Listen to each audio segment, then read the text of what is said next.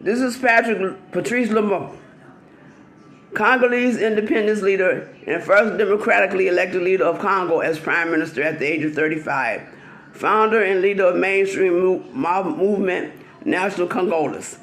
Had an integral role in the campaign for independence from Belgium. He co-established the movement National Congolese in 1958 to call for countrywide unity and freedom from colonial atrocities. He was assassinated in 1961. In 2013, the United States of America admitted President Eisenhower authorized his assassination. In 1964, Malcolm X said Lumumba was the greatest black man who ever walked the African continent. Percy Julian, research chemist and pioneer in the chemical synthesis of medicinal drugs for plants. First to synthesize the natural product physogenamine used to treat glaucoma, and a pioneer in the industry's large-scale chemical synthesis of human hormones. His work laid the foundation for the steroid drug industry's production of cortisone, other corticosteroids, and birth control pills. Started his own company to synthesize steroid intermediates from the wild Mexican yarn. Received more than 130 chemical patents. One of the first African Americans to receive a doctorate in chemistry. First African American chemist inducted into the National Academy of Sciences. Queen of Sheba, biblical figure. In Sheba, women played an important role in society and were equal to men in nearly all spheres with civil, religious, and military rights and duties much like men. Features in Jewish, Muslim, and Christian, particularly Ethiopian Christian traditions. And Ankar's 7th century set piece meant to legitimize the participation of Judah in the lucrative Arabian trade, the oldest and most important of the South Arabian kingdoms. Redlining. Practice of marking a red line on a map to delineate an area where banks would not make loans. Most frequently discriminated areas were black inner city neighborhoods.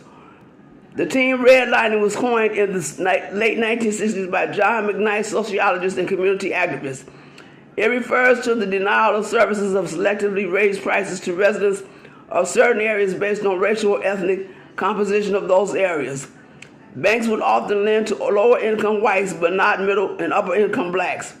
Redlining today is illegal and a component of Civil Rights Act of 1968, speaks against racial geographical discrimination.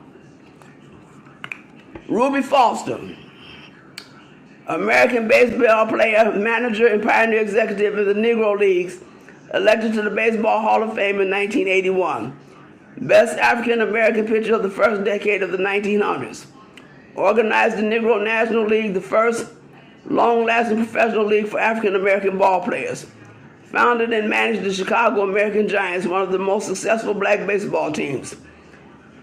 National Negro League played an exciting brand of baseball that kept the fans entertained. Their talent fueled the resurgence of the white-owned Major League Baseball.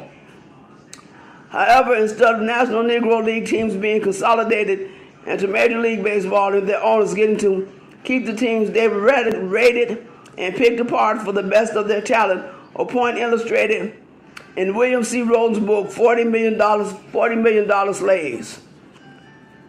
Shirley Chisholm, politician, educator, and author, first African-American woman elected to the United States Congress, the first African-American candidate for a major party's nomination for President of the United States in 1972, inducted into the National Women's Hall of Fame in 1993, was posthumously awarded the Presidential Medal of Freedom in 2015 by President of the United States, Barack Obama. Dr. Yusuf Ben Jahalman, African-American writer and historian, considered to be one of the most prominent Afrocentric scholars by some of the black nationalist community. Authored 49 books primarily on ancient Nile Valley civilization and its influence on Western cultures. In 1945, received a doctoral degree in cultural anthropology and Moorish history from the University of Havana and the University of Barcelona, Spain. Appointed chairman of the African Studies Committee of the newly founded United Nations Educational, Scientific, and Cultural Organization in 1945. Zumba dos Palmares, principal representative of black resistance to slavery during the period of colonial Brazil. The leader of Columba dos Palmares, a free community of slaves. In 1675, defended Colombo against Portuguese soldiers known as the Great Warrior. Replaced Ganga Zumba and Palmares and commanded the resistance against Portuguese army in 1680. In 1695, was betrayed, denounced, and beheaded by a former companion at the age of 40. Date of death, November 20th, is a Brazilian national holiday known as Black Consciousness Day or Black Awareness Day. Paul Robeson, athlete and a performing artist who became involved with the civil rights movement. First black actor to play Shakespeare's Othello on Broadway. Supported Pan-Africanism, sang for loyal soldiers during Spain's Civil War, took part in anti-Nazi demonstrations, and performed for Allied forces during World War II. Labeled a communist and staunchly criticized by government officials as well as some African-American leaders. Blacklisted from domestic concert venues, record labels, and film studios due to his advocacy of anti-imperialism, affiliation with communism, and criticism of the United States government. In 1950, barred by the United States Department from renewing his passport to travel abroad for engagements. 1968 Powers, Olympic Black Fist Powers. Demonstration conducted by African American athletes Tommy Smith and John Carlos after winning gold and bronze medals. Each athlete raised a black glove fist and kept them raised until the national anthem finished. Wore human rights badges on their jackets. Over and above winning medals, these athletes made names for themselves by an act of racial protest. The raising of the black power fist stood for those against the political and racial injustice in America. Smith and Carlos received death threats from racist Americans for making the gesture. The gesture and American backlash can be compared to modern-day feelings of Colin Kaepernick, who kneeled during the national anthem for similar reasons.